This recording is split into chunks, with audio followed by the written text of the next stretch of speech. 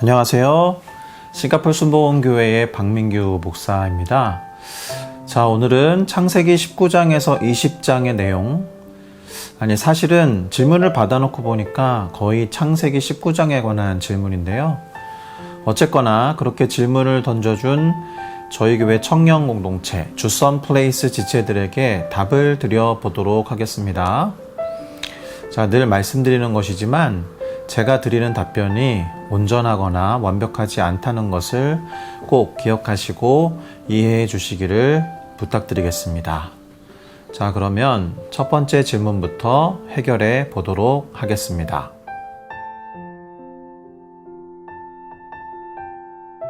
자, 왜 돌아보면 소금기둥이 되게 하셨는지에 대한 대답은 사실 정확하게 알 수가 없다는 말씀을 드려야겠습니다. 이런 식의 질문을 받고 답을 할 때마다 느끼는 것이지만 우리는 종종 하나님만이 아시는 부분을 질문하는 경우가 있습니다. 자, 이와 같은 질문은 뒤돌아보면 돌기둥이 되게 하셨다라고 해도 같은 질문을 또 하게 될 겁니다. 그때는 뭐라고 부르겠습니까? 왜 돌기둥이 되게 하셨나요? 라는 식으로 질문을 하겠죠. 그러니까 여기에서 중요한 것이 무엇인지를 아는 것이 훨씬 더 본질적인 작업이라고 할 수 있겠습니다. 그것은 하나님이 하신 말씀을 믿느냐 또는 믿지 않느냐 여기에 있다라고 할 수 있겠습니다. 자, 소돔과 고모라 성을 탈출할 수 있도록 약속하시고 또 말씀하신 하나님을 믿는 것이 훨씬 더 중요한 거죠. 그 말씀을 믿고 그대로 행하면 뒤를 돌아봐서 속임 기둥이 될 일은 없었을 테니까요.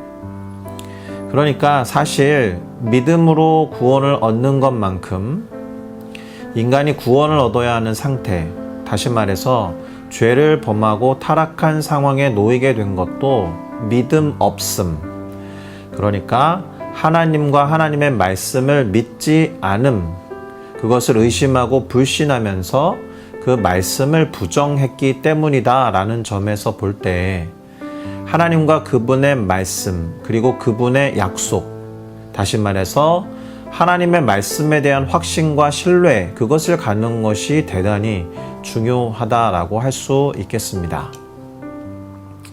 자, 두 번째 질문, 왜 기회를 주시지 않았느냐라는 질문에 대해서는 이미 소돔과 고모라와 함께 멸망을 당할 상황에 놓여있던 롯과 그 가족에게 기회를 주신 거잖아요.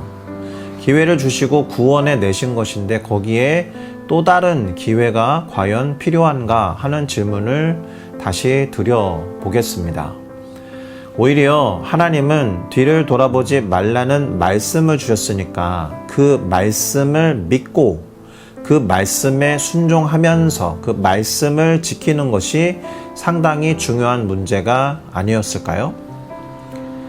돌아보면 안 된다라고 하신 말씀을 그 당시에 들었던 롯과 그의 가족들이 지켜 행해야 했던 것만큼 하나님도 당신이 친히 하신 말씀을 그대로 지켜 행하는 신실하신 하나님이다라는 사실을 우리는 인식해야 할 겁니다. 더구나 우리는 소돔과 고모라 성을 향한 하나님의 마음이 처음부터 어떤 것이었는지를 이미 아브라함과 천사들 사이에 이루어졌던 대화를 통해서 확인한 바가 있습니다.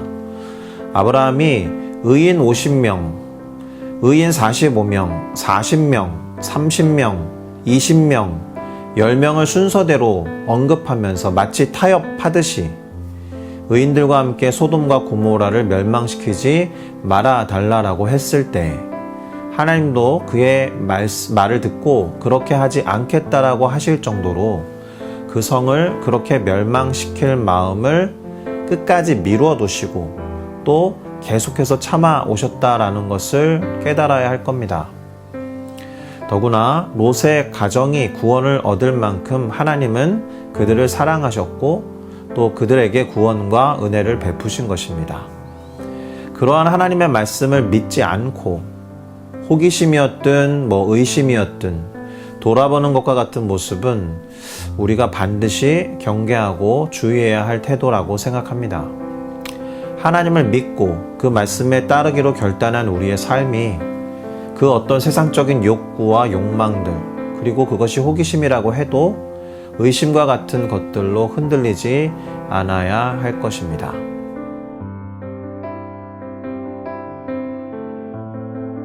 자, 구약 성경에서 하나님께서 금하신 관계를 정확하게 기술한 구절들은 레위기 18장 6절부터 18절에 열거되어 있습니다. 그 구절에서 이스라엘 사람들은 부모, 그리고 그것이 의부 부모였다고 해도 부모, 그리고 손주를 언급한 것이니까 당연히 조부모하고도 관계를 형성하면 안 되는 것이었죠. 형제자매, 부모의 형제, 혹은 또는 자매, 예를 들면 고모, 이모, 숙모, 삼촌, 그리고 의붓 형제 자매와 결혼하지 말 것에 대해서 말씀하고 있습니다. 다만 사촌들 사이에서의 결혼에 대해서는 성경에 어디에도 금지되어 있지는 않아요. 이 말은 인류가 초기에 제한된 수로 존재했을 때에 어쩔 수 없이 가까운 친척 간의 결혼이 불가피했다라는 것을 의미하는 것이겠죠. 자, 지구상에서 인류가 아주 크게 증가하고 번성하고 나서야 더 이상 친척들 간의 근친 결혼을 할 필요가 없어졌다라고 할 수 있습니다. 그런데 인류가 존재했던 초기, 그러니까 인간이 죄를 범하기 전에 인간의 유전자 정보와 또 그것이 담고 있는 여러 가지 암호들은 오늘날과 같은 정도로 타락하지 않았을 것 아닙니까? 그렇기 때문에 가까운 친척들과 결혼하고 자녀를 가지는 것이 상대적으로 대단히 안전했다라는 겁니다. 왜 그런 말들 있잖아요. 가까운 친척들과 결혼해서 낳은 자식들이 유전적으로 기형아를 출산할 확률이 높다, 이런 이야기를 하는데요. 당시에는 그 죄를 짓기 전에, 타락하기 전에 인간들의 유전자 정보 같은 경우가 안전했다라는 거죠. 그래서 가까운 친척들과 결혼하고 자녀를 가져도 괜찮았다라는 뜻이 되는 겁니다. 다만 인류가 증가하고 죄를 범함으로 인해서 인간의 유전자가 타락하게 되었기 때문에, 다른 말로 이것을 영적인 표현으로 한다면 하나님의 형상과 모양을 상실하게 되었기 때문에 하나님께서는 가까운 친척들과의 결혼에 반대하는 명령을 율법으로 내려주신 겁니다. 자, 이와 같은 전체적인 맥락에서 본다면 가까운 친척과 결혼하는 것은 사실은 근본적으로는 전혀 악한 것이 아니었다라는 것이죠.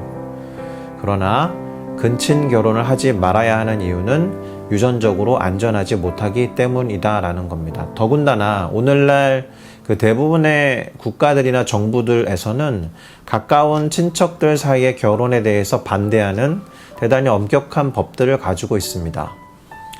성경은 우리가 살고 있는 국가, 사회의 법을 따를 것을 우리에게 명령하거든요. 로마서 13장 1절부터 6절이 하나님으로부터 주어진 권세를 대리로 사용하는 정부들과 권세와 권위자들에게 순종할 것을 명령하고 있으니까요. 그러니 대부분의 법들은 어떻게 근친 간의 결혼을 제한하고 있는지 살펴보고 거기에 따르는 것이 필요하다는 것이죠. 일반적으로 육촌 간의 결혼이 허락되기에 충분히 떨어진 관계로 인정하고 있는 것을 봅니다. 육촌 이상이 되면은 유전적으로 안전하다라는 뜻이 되는 것이겠죠. 그러니 결혼을 고려하는 그 친척 관계인 커플들은 그것이 과연 하나님의 뜻이 맞는지 지혜와 신중함을 주실 것을 주님께 구하면서 기도해야 할 것입니다. 커플들은 가장 확실히 그들의 가족과도 그 문제에 대해서 상의해야 한다는 말씀을 드려봅니다.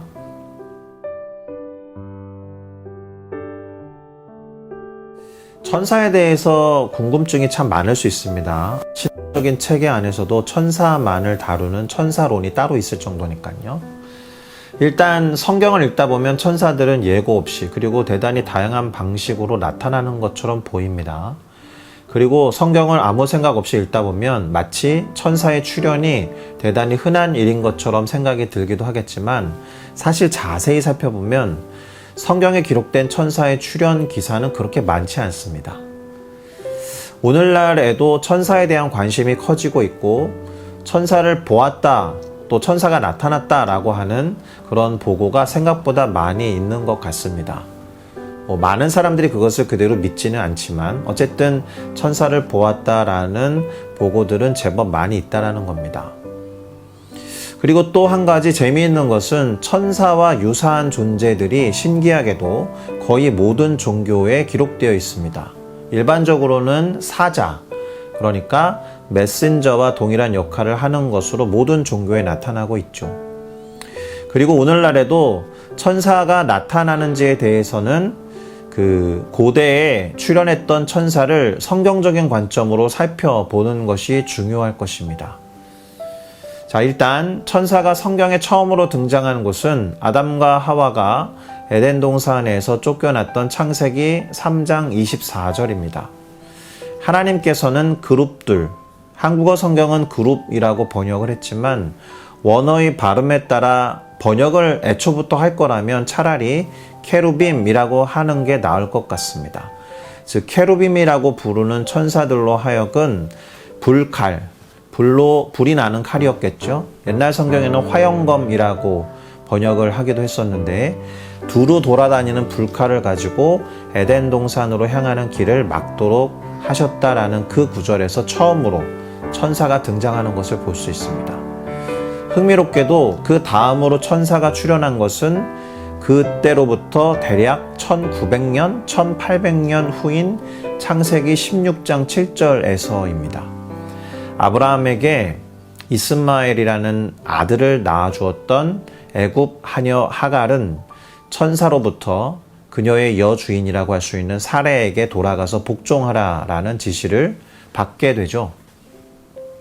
그리고 우리 주선플레이스 친구들이 던진 질문들이 기록된 것이 아니라 그렇게 질문을 하게 만들었던 소돔과 고모라와 관련된 본문 창세기 18장과 19장 그리고 20장에 천사가 나오게 됩니다. 하나님께서 소돔과 고모라의 임박한 멸망을 아브라함에게 알려주셨던 창세기 18장 2절에서 아브라함은 하나님을 대리하는 3명의 천사의 방문을 받게 되죠. 그리고 그들 중 2 천사들이 아브라함의 조카 롯을 찾아가서 도시가 멸망하기 전에 가족들과 함께 소돔과 고모라라는 도시를 떠나라고 지시한 것이 창세기 19장 1절부터 11절 사이에 기록되어 있습니다. 자, 이때 천사들은 롯을 위협하고 또 그들에게 들어와서 상관하려고 했던 사악한 무리들의 눈을 멀게 하는 초자연적인 능력도 보여주고 있습니다. 자, 그러고 나서 야곱, 그러니까 아브라함 이후의 손자라고 할 수 있는 야곱이 다수의 천사들을 본 것을 기록하고 있는데요. 창세기 32장 1절에서 야곱은 하나님의 군대라는 것을 알아차리고 마하남이라고 불렀던 것을 기록하고 있습니다. 그리고 민수기 22장 22절에 이르러서 천사가 불수종했던 선지자 발람과 직면했을 때 그 발람을 태우고 가던 당나귀는 먼저 천사를 보았지만 발람은 알아차리지 못했던 장면이 기록되어 있기도 합니다. 신약 성경으로 넘어와 보면 예수님의 어머니 마리아는 자신이 메시아의 어머니가 될 것이다 라고 말한 천사의 방문을 받았었죠. 그리고 요셉은 마리아와 아기 예수를 애굽으로 데려가서 헤롯으로부터 보호하라는 천사의 경고를 받기도 했었습니다. 자, 보통 천사들이 나타날 때 그들을 목격하는 사람들은 종종 두려움에 떨기도 합니다. 천사들이 하나님의 메시지를 전하고 때로는 초자연적인 방법으로 하나님의 명령을 행하기도 하기 때문에 그렇죠. 그리고 천사가 나타났다는 것은 하나님의 명령을 받아서 하나님의 말씀을 전하는 것이다 라는 인식이 있었기 때문에 천사 자체를 하나님 자체로 대하는 그러한 모습이 있었습니다. 두려워하는 것이 당연했다라는 것입니다. 또 어떤 경우에는 그 천사들이 사람들에게 하나님을 알게 하고 하나님께 영광을 돌리게 하는 경우도 있습니다. 반대로 거룩한 천사들은 자신들이 예배받는 것을 거절하게 되죠. 요한계시록에 보면 그런 기록이 나옵니다. 자, 이제 현대 성경과 조금은 거리가 있지만 현대의 보고에 따르면 천사의 방문은 역시나 다양한 형태로 이루어지는 것을 볼 수가 있습니다. 어떤 경우에는 낯선 사람이 심각한 상처나 죽음을 막아주고는 신비롭게 사라지기도 하죠. 유튜브에 보면 그런 영상들이 종종 올라와 있는 것을 볼 수 있습니다. 또 어떤 경우에는 실제로 날개를 가졌거나 흰옷을 입은 존재가 순간적으로 보였다가 사라지는 경우도 사람들이 보고를 하는 경우가 있습니다. 그렇게 천사들을 본 사람들은 종종 편안함을 느끼고 하나님의 존재에 대한 확신을 갖는 경우가 있죠. 아마 이러한 형태는 사도행전 27장에서인가요? 그 바울을 찾아와서 너가 안심해라. 너가 로마에서도 복음을 전해야 하리라 라고 말했던, 그렇게 권면했던 예와 일치하는 것으로 보입니다. 자, 오늘날 때때로 보고되는 또 다른 형태의 천사 방문은 천사의 합창, 천사가 찬양하는 것을 보고 듣는 경우가 있을 수 있는데요. 그 누가복음 2장 13절에 보면은 예수님, 아기 예수의 탄생을 축하하고자 했던 목자들에게 천사 합창단의 방문이 있었던 것을 우리는 알 수 있습니다. 그때 예수님의 탄생 소식을 찬양을 불렀던 천사들로부터 목자들이 듣게 되잖아요. 그리고 어떤 사람들은 예배 가운데에서 또 예배가 이루어지는 성전에서 비슷한 경험을 했다고 말하는 경우도 종종 있습니다. 자, 이러한 경험은 보통 영적인 환희를 느끼는 것 외에도 다른 목적이 함께 나타나기도 하는데, 성경과 관련시켜 볼 때, 성경과 비교해 볼 때 현대에서는 잘 나타나지 않는 것 같습니다. 그것이 성경의 사례와 정확하게 일치하지는 않는다는 것인데, 예를 하나 들어보면 누가복음에 나타났던 그 천사의 합창단이라고 해야 될까? 복수의 천사들이 찬양을 할 때 보았던 그 천사들은 도래할 매우 특별한 소식 있잖아요. 아기 예수의 탄생을 알려주는 어떤 또 다른 목적을 제공하고 있다는 점에서 오늘날 천사 합창단을 보는 사람들의 보고와는 조금 다르다라는 것입니다. 자, 그리고 천사 방문의 세 번째 형태는 육체적인 느낌을 실제로 경험하는 경우가 종종 있다라는 거예요. 나이 드신 이제 노인들이 극도로 외로울 때 팔이나 날개가 자신을 감싸는 느낌을 받았다라는 식의 말들을 하죠. 보통 우리가 그런 말들을 무시하잖아요. 노인들이 지금 제정신이 아니야. 이렇게 하면서 그런 이야기들을 무시하는 경우가 있지만, 꼭 그렇게 무시해야 할 만큼 전혀 말도 안 되는 그런 얘기는 아닐 것입니다. 하나님은 분명히 모든 위로의 하나님이시고, 성경은 하나님의 날개로 덮으시는 하나님에 대해서 말씀하고 있기 때문에 그렇죠. 그런 면에서 나이가 드신 할아버지 할머니들의 증언은 그러한 하나님의 덮으심과 위로하심의 예가 될 수 있다는 것입니다. 하나님은 언제나 그래 오셨듯이 여전히 세상에서 활동하고 계시고요. 분명히 하나님의 천사들 또한 계속 일하고 있다라고 믿습니다. 천사들이 과거에 하나님의 백성들을 보호했듯이 오늘날 우리 그리고 오늘날 존재하는 많은 사람들을 수호하고 있다라고 믿습니다. 수호천사라는 말이 있잖아요. 자, 히브리서 13장 2절에는 이런 표현이 나오죠. 손님 대접하기를 잊지 말라. 이로써 부지 중에 모르는 사이에 천사들을 대접한 이들이 있었느니라 라고 기록합니다. 우리가 하나님의 명령과 하나님의 말씀에 순종할 때 비록 깨닫지 못한다 할지라도 하나님의 천사들을 대면할 가능성이 꽤나 크다라는 것이죠. 하나님께서는 특별한 상황 속에서 하나님의 백성들로 하여금 보이지 않는 천사들을 볼 수 있게 때때로 허락하심으로써 용기를 내어서 하나님을 계속 섬길 수 있도록 할 것입니다. 자, 우리는 마지막으로 천사적 존재들에 대한 성경의 경고에도 주의를 기울여야 할 필요가 있습니다. 왜냐하면 우리를 전복시키고 우리를 멸망시키기 위해서 무슨 일이든 저지르는 사탄도, 그리고 사탄을 위해서 일하는 타락한 천사들도 있기 때문에 그렇죠. 갈라디아서 1장 8절은 우리에게 천사가 가져온 복음이라고 할지라도 그 어떤 새로운 다른 복음은 조심해야 한다라고 경고하고 있거든요. 또한 골로새서 2장 18절은 실제로 천사 숭배에 대해서 경고하고 있습니다. 자, 성경 속에서 사람이 천사 앞에 절을 하려고 할 때마다 천사들은 숭배받는 것을 단호하게 거부했었습니다. 혹시라도 숭배를 받거나 주님께 영광을 돌리지 않는 천사가 있다면 그것은 모두 가짜나 다름없다라고 보셔도 무방할 것입니다. 고린도후서 11장 14절에서 15절은 사탄과 그의 천사들이 사람들을 속이고 호도해서 자기들의 말을 듣게 하기 위해 광명의 천사로 가장할 것이다 라고 분명히 기록하면서 경고합니다.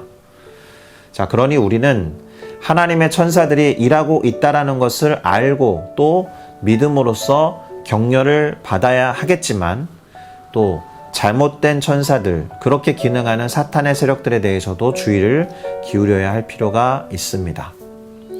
특별한 상황에서 우리는 그러한 희귀한 개인적인 경험, 만남을 가질 수도 있을 것입니다. 그러나 그것보다 중요한 것이 있다는 것을 기억할 필요가 있는데요. 예수님께서 친히 이렇게 말씀하셨잖아요. 내가 세상 끝날까지 너희와 항상 함께 있으리라.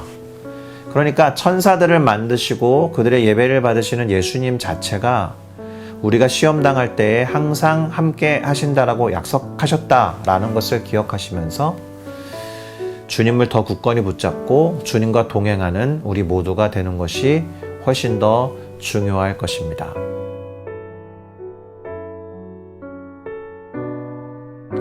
자, 지금까지 창세기 19장부터 20장, 물론 19장에 초점이 많이 맞춰져 있었지만 그것들에 대해서 질문한 우리 주선플레이스 지체들의 질문에 답하는 시간을 가져보았습니다. 다시 말씀드리지만 부족한 부분이 많았고 상대적으로 긴 시간 대답을 해서 지루하게 느껴졌을 수도 있는데요. 들어주셔서 고맙고 또 봐주셔서 감사합니다. 중요한 것은 성경에 관심을 기울이고 성경에서 말씀하시는 하나님의 뜻을 알고 그 뜻에 순종하는 삶을 계속해서 살아가는 것이라고 믿습니다. 그러니 오늘도 하나님의 말씀에 주의를 기울이고 말씀을 묵상하면서 공부해가는 우리 모두가 되어야 할 것이라고 격려하며 응원합니다. 자, 남은 시간도 주님 안에서 평안하시고 좋은 일 가득하시기를 예수 그리스도의 이름으로 축복합니다. 샬롬.